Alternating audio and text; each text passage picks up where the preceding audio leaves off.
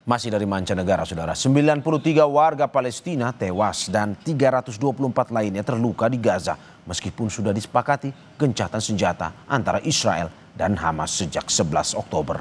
Otoritas kesehatan setempat menyatakan total korban tewas warga Palestina di jalur Gaza meningkat menjadi 68.519 sejak meletusnya perang 7 Oktober 2023. Dalam 24 jam terakhir, rumah sakit di seluruh wilayah Gaza menerima 19 korban meninggal dan 7 korban luka, sementara 15 jenazah telah ditemukan.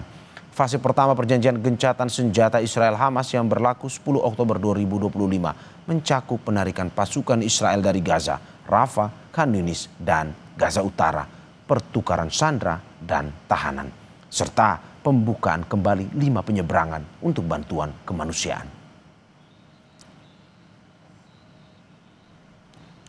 Selain itu, Jordania menerima gelombang ke-14 pasien dari jalur Gaza melalui inisiatif Koridor Medis Jordania yang diluncurkan sejak Maret lalu untuk membantu warga Palestina.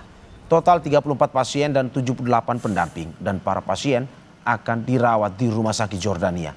Setelah perawatan medis selesai, pasien akan dipulangkan ke Gaza.